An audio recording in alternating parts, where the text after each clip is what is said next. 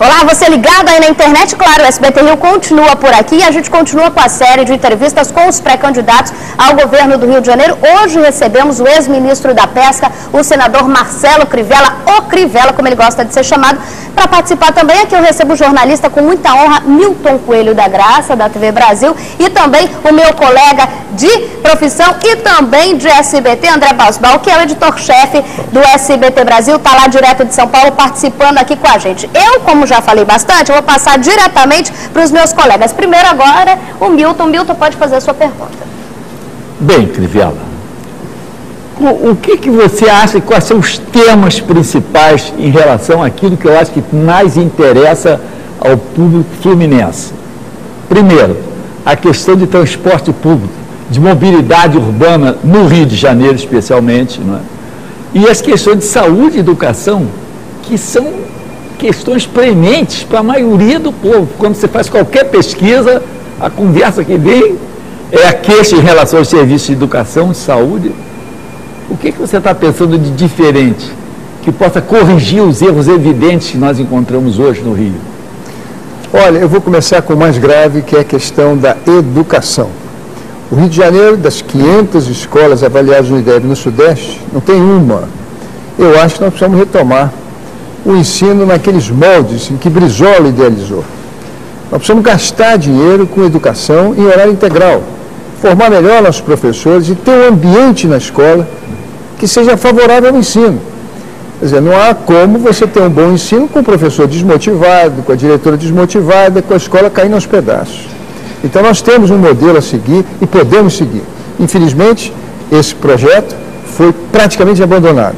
Não se incluiu digitação nele, não se colocou internet sem fio, não se aproveitou o avanço tecnológico que o mundo inteiro aproveitou para despertar nas crianças o interesse pela educação, e o projeto ficou abandonado. Eu acho que a gente precisa retomar isso aí.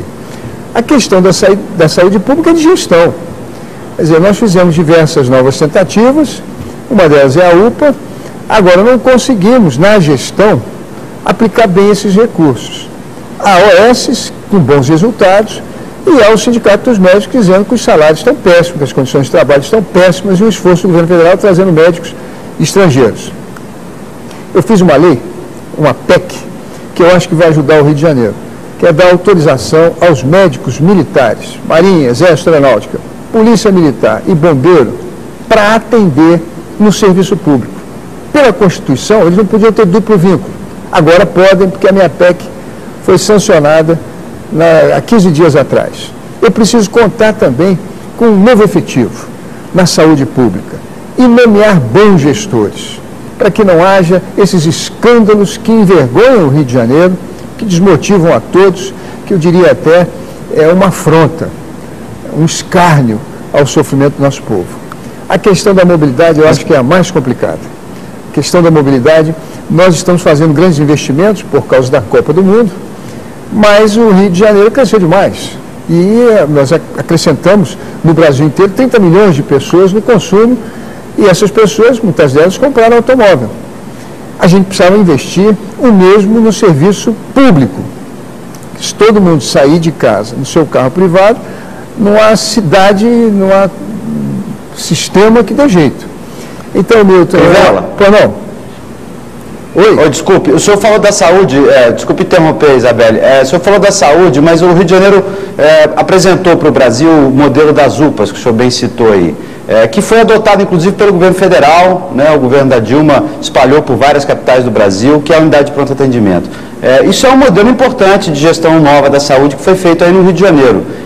O senhor não acha que isso é uma solução para o atendimento emergencial? Porque você teve Souza Aguiar, que foi um pouco desafogado, você teve as grandes emergências que perderam aquela cena da fila horrorosa, porque as UPAs conseguiram distribuir melhor o atendimento. Como é que o senhor vê essa questão das UPAs? Conseguiu melhorar só para falar quando aparece o médico para trabalhar, né? Esse é o problema.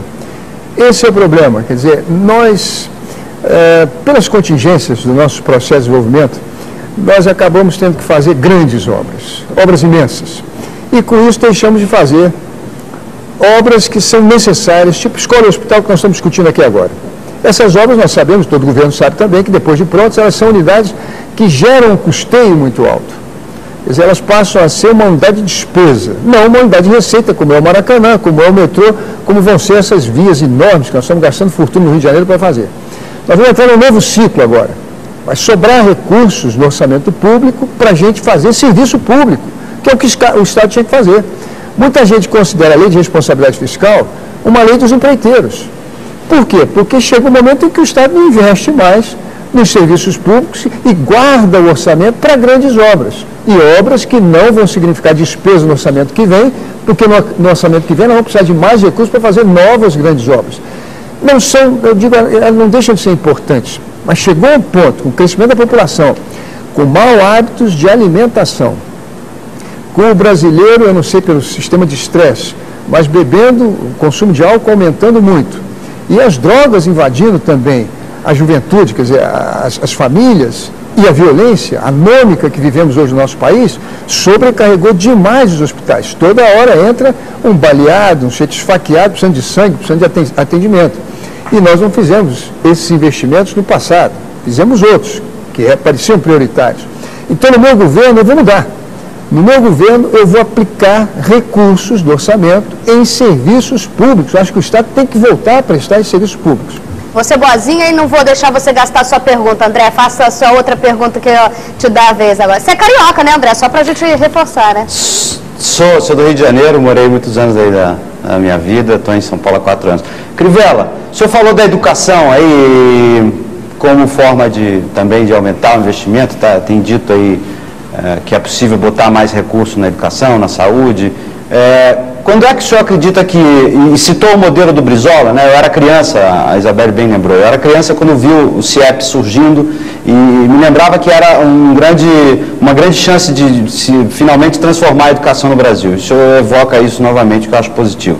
Mas como fazer sobrar o recurso para a educação e até que ponto, quando chegará às mãos de um governador estadual, né, de um governador de estado, o recurso do petróleo que vincula a aplicação do recurso do pré-sal na educação? Deixa só acrescentar uma coisinha, Crivella, porque você estava respondendo a minha pergunta e eu queria dar um exemplo dentro da resposta que você deu. Há mais ou menos uns 2 meses, eu sofri um acidente no metrô do Rio, caí de bruço como um bom velho distraído, e aí eu fui levado por outros passageiros muito generosos e solidários ao Souza Aguiar. E aí eu fui internado com suspeita de fratura de crânio e fiquei, ainda tenho sinais aqui, e fui colocado numa enfermaria que era para 20 camas de homens e tinha 30 e tantas de homem e mulher, não tinha luz no banheiro, não tinha nada de higiene pessoal para ninguém, a comida não era lá essas coisas. Quer dizer, esse é no Hospital Souza Aguiar, que é considerado um hospital, junto ao Miguel Couto, os 2 melhores hospitais. Eu vou dizer a você, a semana que eu passei lá foi o pior de que todas as semanas, e foram muitas, porque eu passei preso durante a ditadura. Eu estive preso 1 ano e meio. Todas as cadeias que eu estive eram melhores do que a enfermaria do Souza Aguiar. Que é a chamada sala amarela também, né, Crivella? Como é que vai fazer, como agora disse meu companheiro, para mudar essa situação dos hospitais do Rio de Janeiro? Nós já fizemos uma intervenção, na época que o César Maia era prefeito, uma intervenção federal no Rio de Janeiro, para começar a arrumar essas coisas. Agora veio Copa do Mundo, vem Olimpíadas, vem investimentos, a cidade do Rio de Janeiro está toda em obra. Agora, é preciso mudar mesmo, você tem razão. Essa coisa do Estado não querer investir em serviço público porque gera despesa. E faz as grandes obras, e aí vai se fazendo grandes obras em cada orçamento e se esquece o serviço público. Isso que você passou aí, não é de agora, não. Eu acho que no meu governo eu vou ter uma oportunidade, porque o Rio tem 83 bilhões de receita, em torno de 11% para investir, e eu vou dizer isso aqui de público e vocês depois vão me cobrar. Eu vou prestar serviço público. Eu acho que essa é a principal função do Estado. Na questão de segurança, de saúde, de educação, de mobilidade, nós vamos dar total prioridade. E acho que a minha chance vai ser grande, porque eu vou chegar depois de um ciclo em que as grandes obras foram realizadas. as grandes obras que tomaram muito recurso, que endividou o Rio. Cabral começou a governar a nossa dívida líquida. Quer dizer, eram 30 bilhões, chegou a 70, mas é uma dívida que dá para a gente pagar, nós temos recursos do royalties, que vai aumentar. Na verdade, eu vou ter condições de prestar serviço público. E aqui me comprometo com o povo do Rio de Janeiro, em homenagem a você e a tantas pessoas pobres que me dizem a mesma coisa. Tinha na favela do Jacarezinho, talvez essa pessoa esteja me ouvindo agora. Entrou uma senhora numa lojinha onde eu estava conversando, e a dona da loja disse assim: eu soube que seu marido morreu. Ela disse: pois é, ele tinha hemorroida, foi buscar tratamento em vários hospitais, não conseguiu, disseram porque se ele tomasse querosene, limpava. Deus. E ele tomou querosene e morreu. Olha, Isabel, eu fui missionário na África 10 anos. Eu vivi no Malau, Zâmbia, Quênia, Uganda, Madagascar, Lesotho, Suazilândia, Namíbia, Botsuana. Voltei de lá, fui missionário no Nordeste, na área mais pobre da Bahia. Nunca vi uma pessoa morrer tomando querosene. Quer dizer, chegou um ponto no Rio de Janeiro que nós temos que retomar o serviço público. E acho A questão da educação, Crivella. A educação é CIEPS, quer dizer, nós temos que retomar esse projeto. Nós estamos... Como você falou em 80 bilhões de orçamento do Rio de Janeiro, qual é a fatia para a educação, quanto dá para aumentar e quando é que vai chegar o dinheiro do pré-sal para aumentar esse recurso na educação, para a gente ter, de fato, uma transformação importante na educação do Brasil, não só do Rio, né? Olha, eu não estou falando dos recursos constitucionais, que o Estado é obrigado, e os municípios também, a investir em educação e saúde, não. Eu estou falando de investimento, que só para a gente investir são 11%. São desses bilhões que eu quero, sim, construir novos hospitais, novas escolas. Mas eu vi só se basear muito no que já existe. Existe alguma coisa nova a ser feita diante do que a gente vê que existe, no papel funciona, mas na prática não está funcionando coisa nenhuma. O André citou a educação, é base disso. Pois é, não está funcionando porque a gente está aplicando apenas os recursos constitucionais que somos obrigados a aplicar. Eu quero usar a faixa, os recursos que são disponíveis para investimento, são 11%, são quase 10 bilhões. Isso nós vamos usar prioritariamente para prestar serviço público na área de segurança, de saúde, na área de educação e de mobilidade, que eu acho que é o que hoje está asfixiando o povo fluminense. Vamos continuar aplicando os recursos constitucionais. Isso é o que está movendo a saúde, mas o resultado é ruim. Médico desmotivado, falta equipamento, falta remédio, falta tudo, nas escolas também. Então é preciso usar o investimento para prestar serviço público. Mas, Crivella, veja só, a questão da educação, eu acho que não é apenas a questão de ficar discutindo qual é o modelo de escola. Recentemente eu vi 2 projetos de educação, um nos Estados Unidos e outro no Vietnã. Não tem nenhum viés ideológico na questão da educação nesses 2 casos. Os 2 casos são de que precisa dar mais atenção ao aluno. Cada um deles são propostas diferentes. Mas se os nossos educadores se derem ao trabalho de ler o que está sendo feito na cidade de Providence, nos Estados Unidos, e no Vietnã, por todo o aparelho de educação do vietnamita, tem ideias maravilhosas que custam muito pouco dinheiro. É uma questão de mudar a mentalidade e entender que o aluno é que tem de ser o centro das atenções. Nem a escola, nem o prédio, nem o professor. Tem de mudar a filosofia da educação para obter melhor rendimento. E os estudantes brasileiros poderem disputar também as Olimpíadas Internacionais de Educação. Aí você falou tudo. É preciso mudar a mentalidade. Isso emana do governo. O governo precisa ter e precisa ser um exemplo de idealismo, de renúncia, de transparência, de ética. Nós não podemos ter um governo... Que palavra foi essa que disse? Ética. Nós já está precisando mais no Rio também? Sem dúvida. Se você tem um governo perdulário, faustoso, conspícuo, se você tem um governo que se desloca em automóvel, ou desculpe, em helicóptero, se fosse automóvel é melhor, se tem uma vida privada com uma riqueza desse nível, é claro que você não consegue, já que o governo precisa ter uma natureza exemplar, você não consegue motivar o funcionamento. Falando em ética, Crivella, eu vou passar a pergunta para o André, mas eu acho que o André também está coçando a língua para te perguntar. A gente falou de ética. E os 40 mil reais pagos pelo Senado, estou vendo o senhor está com um sorriso bonito, que foi publicado em relação aos gastos que foram pagos pelo Senado e até próteses de ouro que o senhor acabou gastando no tratamento para o senhor com o dinheiro do Senado. Agora, é muito importante dizer, Isabel, e ele sabe, o editor, deixa eu só responder isso aqui. Cada vez que eu economizo comigo, no meu tratamento, eu estou ajudando 600 crianças que moram no sertão e dependem de mim. Eu já doei mais de 20 milhões de direitos autorais que eram para ser meus. Meus filhos moram de aluguel. Não, peraí, não entendi. Eu estou dizendo a você o seguinte. Economizou do seu bolso? Cada vez que eu economizo com um tratamento meu, me sobra mais recursos para ajudar minhas crianças no Nordeste e diversos projetos sociais que eu tenho no Brasil. Aqui pertinho, no Morro da Providência, tem centenas de crianças que estudam. Mas o dinheiro do Senado não é público? Não, o dinheiro do Senado é um plano de saúde que eu tenho direito, todos os senadores têm. O Lindbergh, por exemplo... senador... Não, deixa eu só esclarecer isso aqui, que isso é importante. Tá. O Lindbergh, ano passado, gastou 380 mil reais de saúde. É um direito dele, é um plano de saúde que você tem direito. Mas a prótese de ouro não é coberta pelo plano. Não, o senhor como senador... o que eu fiz lá foi uma coisa legal. Agora, se eu deixo de gastar dinheiro dos meus recursos, para onde eu invisto meus recursos?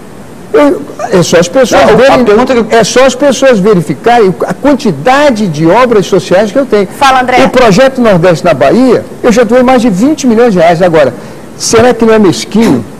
Será que não é pequeno você cobrar de um senador que há 10 anos na vida pública não tem um processo civil, criminal, eleitoral no Estado e federal e que já doou 20 milhões dos seus recursos num ambiente, num cenário em que os políticos são interesseiros e se enriquecem no poder?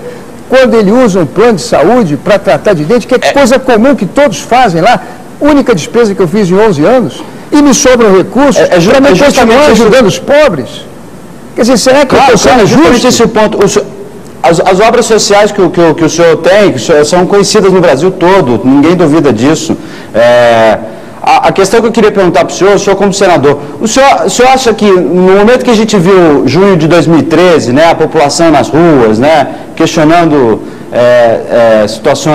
determinadas situações muito importantes, um debate importante para o Brasil, o senhor acha correto um senador, um deputado, ter o direito de poder ter um gasto tão grande para tratar da sua saúde, sendo que a gente acabou de falar que a saúde pública não é boa? É uma questão assim, não é sobre o direito de ter. O que o senhor acha sobre esse direito do senador, do deputado, qualquer que seja parlamentar ou funcionário público, ter esse dinheiro à sua disposição para tratar da sua própria saúde? Olha, no meu caso, eu repito, eu não vou comentar o dos outros, mas no meu caso, eu repito a vocês. Cada vez que eu posso fazer uma economia com os meus recursos, sabendo que eu uso os meus recursos majoritariamente para cuidar de um monte de gente, e o povo brasileiro testemunha disso, eu vejo que é uma maneira que eu tenho de aumentar a minha condição de ajudar. Eu poderia tirar dos meus direitos autorais, porque recebo, no Senado, eu vou dizer isso aqui para vocês, eu recebo por ano 300 mil reais. Só direitos autorais eu recebo o dobro, 600. Agora, se eu posso ter o meu plano de saúde, pagando meu tratamento médico, não me sobra mais recursos para ajudar os pobres, esses pobres não têm plano de saúde. Eles não têm acesso a isso. Então eu acho que aí é uma questão de bom senso. Um senador que está 10 anos no Senado, 2 anos como ministro, usa o recurso uma vez, vejam os outros, vejam o gasto dos outros. E é um senador que todo mundo sabe que tem uma responsabilidade enorme, com um monte de gente que depende dele. Você acha isso injusto? Eu não acho. Pergunta rapidinha que eu quero deixar a última com o Milton. Temos 1 minuto e meio para pergunta e resposta. Nesse minuto tem que ser rápido, eu tenho que falar, senador, eu vou falar da cabeleira do presidente do Senado, do lugar onde o senhor trabalha. Por que o senhor, como senador, não protestou contra o uso dessa verba de saúde para o rapaz mudar a cabeleira? Rapidamente. Eu não era senador quando isso ocorreu, eu estava no Ministério da Pesca. Mas o senhor tem razão. Isso aí não é um tratamento dentário. Porque eu estava falando do Senado. Pois é, isso aí é um implante capilar, mas ele já pagou. Você vê que o Senado agora, e graças a essa transparência e à imprensa, que é muito importante, esse gasto foi ressarcido. No meu caso não, porque é um gasto de saúde que eu tenho direito e é legal. E todo mundo sabe que quanto mais sobra dinheiro no meu bolso, mais eu posso ajudar. Tá certo. André Basbal, um beijo para você, querido. Muito obrigada pela sua participação. O papo é tão bom que acabou já o tempo. Obrigada pela participação, ok? Obrigado, tchau. Obrigado, senador. Obrigado, tchau, Isabel. Querido. Obrigado, valeu. Prazer te rever. Milton, obrigada pela sua participação. Seja bem-vindo aqui. Volte mais vezes. E eu quero agradecer também ao senador Apenas Crivella, né, pela participação aqui com a gente. E você aí, muito obrigada também por estar assistindo a gente, participando. Vai lá agora, é só comentar o que você achou. Até a próxima. Tchau.